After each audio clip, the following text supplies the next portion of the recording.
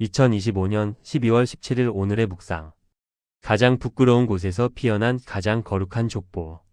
사랑하는 성도 여러분, 일주일의 가장 중심에 서 있는 12월 17일 수요일 아침이 밝았습니다. 월요일에 시작했던 결심들이 조금씩 흐릿해지고 주말까지 남은 시간은 멀게만 느껴져서 몸도 마음도 가장 지치기 쉬운 때가 바로 오늘입니다. 하지만 지친 몸을 이끌고 이 아침 말씀의 자리로 나오신 여러분을 주님의 이름으로 진심으로 환영하고 축복합니다.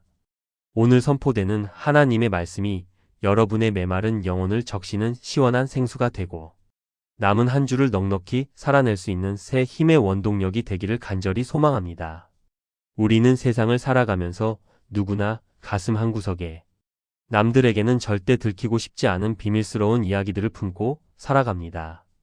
남들에게 자랑하고 싶은 화려한 성공의 역사도 있지만 반대로 지우개가 있다면 빡빡 문질러서 지워버리고 싶은 부끄러운 기억이나 실패의 쓴잔을 마셨던 순간들이 우리 마음을 무겁게 짓누르기도 합니다. 특히 우리 가족이나 집안의 내력을 돌아볼 때 왜 우리 집은 이렇게 평범하지 못할까? 왜 우리 가정에는 이런 아픔이 끊이지 않을까? 하며 남몰래 소가리를 하시는 분들도 계실 것입니다. 내 인생은 꼬인 실타래처럼 너무 복잡해서 어디서부터 풀어야 할지 모르겠다고 한숨 쉬는 분들이 있다면 오늘 이 말씀에 귀를 기울여 보십시오. 하나님은 흠이 많고 얼룩진 족보를 통해 오히려 가장 거룩하고 아름다운 구원의 역사를 써 내려가시는 반전의 하나님이십니다.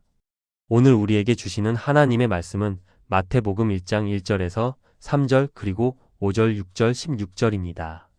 아브라함과 다윗의 자손 예수 그리스도의 계보라. 아브라함이 이삭을 낳고 이삭은 야곱을 낳고 야곱은 유다와 그의 형제들을 낳고 유다는 다말에게서 베레스와 세라를 낳고 살몬은 라합에게서 보아스를 낳고 보아스는 룻에게서 오벳을 낳고 오벳은 이새를 낳고 이새는 다윗 왕을 낳으니라. 다윗은 우리아의 아내에게서 솔로몬을 낳고 야곱은 마리아의 남편 요셉을 낳았으니 마리아에게서 그리스도라 칭하는 예수가 나시니라. 아멘. 오늘 우리가 함께 읽은 이 본문은 마태복음의 첫 시작이자 신약 성경이라는 거대한 문을 여는 첫 장입니다. 그런데 시작부터 우리를 당황하게 만드는 것이 등장합니다. 재미있는 이야기나 기적이 아니라 낯선 이름들이 빽빽하게 나열된 족보가 나오기 때문입니다. 누가 누구를 낳고 또 누가 누구를 낳고 하는 이 지루해 보이는 명단 때문에 성경 읽기를 결심했다가도 마태복음 1장에서 포기했던 경험이 한두 번쯤은 있으실 겁니다. 하지만 여러분, 이 족보는 단순한 이름들의 나열이 결코 아닙니다. 이것은 하나님이 죄 많고 문제 많은 인류를 얼마나 집요하고 끈질기게 사랑하셨는지를 보여주는 은혜의 트로피들이 전시된 진열장과도 같습니다. 이 딱딱해 보이는 이름들 속에는 하나님의 눈물과 사랑 그리고 포기하지 않으시는 열심이 녹아 있습니다. 고대 유대 사회에서 족보는 가문의 명예이자 정통성을 증명하는 아주 중요한 문서였습니다. 그래서 족보에는 가문을 빛낸 자랑할 만한 조상들, 흠없는 남자들의 이름만 올리는 것이 관례였습니다. 부끄러운 조상의 이름은 빼버리는 것이 그 당시의 상식이었습니다. 그런데 예수님의 족보를 현미경 들여다보듯 자세히 살펴보면 아주 충격적인 사실을 발견하게 됩니다. 온 우주의 왕이신 메시아의 족보에 절대로 들어가서는 안 될 이름들. 유대인들이라면 수치스러워서 숨기고 싶어 할 여자들의 이름이 무려 5명이나 기록되어 있기 때문입니다. 다말, 라합, 룻, 우리아의 아내 밧세바, 그리고 마리아입니다. 이 여인들이 도대체 누구입니까? 그들의 삶을 하나하나 들여다보면 우리는 하나님의 은혜가 얼마나 파격적인지 깨닫게 됩니다. 먼저 다말은 시아버지인 유다를 속여서 동침함으로써 대를 이은 여인입니다. 윤리적으로나 도덕적으로 도저히 용납될 수 없는 막장 드라마 같은 사건의 주인공입니다. 하지만 그녀에게는 가문의 대를 잇고자 하는 처절한 열망이 있었고 하나님은 그 중심을 보셨습니다. 라합은 또 어떻습니까? 그녀는 여리고 성의 기생즉 몸을 파는 여인이었고 유대인들이 그토록 경멸하던 이방인이었습니다. 가장 밑바닥 인생을 살던 그녀였지만 하나님에 대한 소문을 듣고 목숨을 걸고 정탐꾼을 숨겨주었던 믿음의 여인이었습니다. 룻 역시 모압 여인즉 율법에 따르면 이스라엘 총회에 영원히 들어올 수 없었던 저주받은 민족 출신이었습니다. 남편을 잃고 과부가 되었지만 시어머니 나오미를 끝까지 봉양했던 그녀의 효심과 믿음이 그녀를 예수님의 조상으로 만들었습니다. 밧세바는 더욱 충격적입니다. 본문은 그녀의 이름을 직접 부르는 대신 우리아의 아내라고 기록합니다. 이것은 다윗 왕이 자신의 충직한 부하의 아내를 빼앗아 불륜을 저지르고 살인교사라는 끔찍한 죄를 저질렀음을 성경이 대놓고 폭로하고 있는 것입니다. 지우고 싶은 흑역사요, 왕실의 가장 큰 스캔들이었습니다. 도대체 왜 마태는 가장 거룩하신 예수님의 족보에 이런 부끄럽고 치명적인 이름들을 일부러 기록했을까요? 만약 제가 족보를 편집하는 사람이었다면 가문의 명예를 위해서라도 이런 흑역사는 싹 빼버리고 아브라함이나 다윗 같은 훌륭한 사람들의 영웅담만 남겼을 것입니다. 그러나 성령님은 이 흠 많은 여인들의 이름을 하나도 빠뜨리지 않고 꼼꼼하게 기록하셨습니다. 이것이 바로 복음의 핵심입니다. 예수님은 깨끗하고 완벽한 가문을 통해 오신 것이 아닙니다. 죄와 허물 상처와 실패로 얼룩진 인간의 역사 한복판으로 그 더러움을 온몸에 뒤집어 쓰고 오셨습니다. 예수님은 건강한 자에게는 의사가 쓸데없고 병든 자에게라야 쓸데있다고 말씀하셨습니다. 주님은 의인을 부르러 온 것이 아니라 죄인을 부르러 오셨음을 당신의 족보를 통해 웅변하고 계신 것입니다. 우리는 흔히 이렇게 생각합니다. 내가 좀 더 깨끗해지면, 내가 좀 더 성공해서 번듯해지면 그때 하나님께 나아가겠다고 말입니다. 하지만 예수님의 족보는 우리에게 전혀 다른 이야기를 들려줍니다. 아니야, 있는 모습 그대로 와도 괜찮아. 너의 꼬인 인생, 너의 부끄러운 과거, 너의 씻을 수 없는 상처가 바로 내가 일하는 무대란다. 유대인의 전승에 따르면 메시아의 족보는 구불구불한 길이라고 표현합니다. 하나님은 잘 닦인 직선 도로로 오시는 것이 아니라 인간이 죄로 인해 망쳐놓은 구불구불하고 울퉁불퉁한 비포장 도로를 걸어오시며 그 모든 굽어진 것을 펴기 위해 오셨습니다. 라합이 창문에 매달았던 붉은 줄이 예수님의 십자가, 보혈의 예표가 되었고 이방 여인 룻의 피가 만민을 구원하는 세계적인 복음의 씨앗이 되었습니다.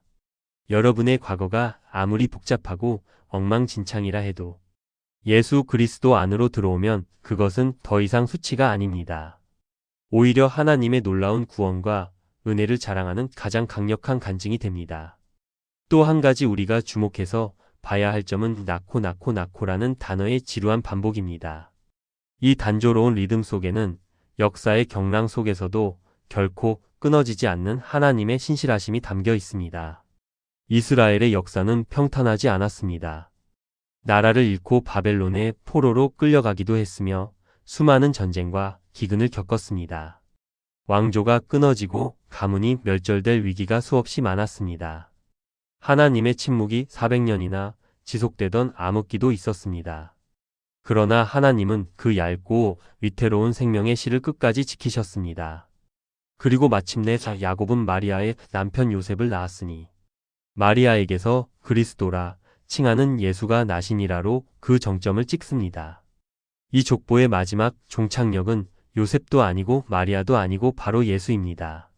수천 년을 이어온 기다림의 결론은 예수 그리스도였습니다. 이것은 오늘 우리의 인생 족보도 마찬가지입니다. 우리의 부모님이 누구이든 우리의 과거가 어떠하든 우리 인생의 결론은 반드시 예수 그리스도여야 합니다. 예수님을 만날 때 지루하고 고통스러웠던 우리의 지난 역사는 비로소 참된 의미를 찾게 됩니다. 우리의 인생 족보 끝에 예수의 이름이 기록될 때 우리는 비로소 영원한 하나님 나라의 가문으로 입적되는 놀라운 축복을 누리게 됩니다. 사랑하는 성도 여러분, 수요일인 오늘 혹시 매일 반복되는 일상이 지루하고 무의미하게 느껴지십니까? 나는 매일 다람쥐 쳇바퀴 돌듯 사는데 내 인생에 무슨 의미가 있을까라고 한탄하십니까? 족보 속에 숨겨진 수많은 무명의 사람들처럼 여러분의 하루하루가 쌓이고 쌓여 거룩한 역사가 되고 있음을 기억하십시오. 하나님은 여러분의 지극히 평범한 일상을 통해 지금도 누군가에게 생명을 전하고 계십니다. 혹시 가정의 문제나 자녀의 문제로 남몰래 소가리를 하고 계십니까? 우리 집은 왜 이럴까 하며 깊은 한숨을 쉬고 계시지는 않습니까? 낙심하지 마십시오. 다말과 라합과 밧세바가 들어있는 그 복잡한 족보에서도 메시아가 탄생했습니다. 하나님은 엉킨 실타래를 가위로 싹둑 잘라버리는 분이 아니라 그 엉킨 실을 하나하나 풀어서 아름다운 직무를 짜시는 분입니다. 여러분의 가정에 있는 그 아픔이 장차 하나님의 영광을 드러내는 통로가 될 것입니다. 지금은 이해할 수 없는 고난의 시간일지라도 하나님은 그 시간을 통해 여러분의 가문을 믿음의 명문가로 빚어가고 계십니다. 이제 말씀을 마무리하려 합니다. 마태복음의 족보는 닫힌 족보가 아니라 열린 족보입니다. 예수님 이후로도 이 족보는 계속해서 쓰이고 있습니다. 바로 저와 여러분의 이름이 그 뒤를 잇고 있습니다.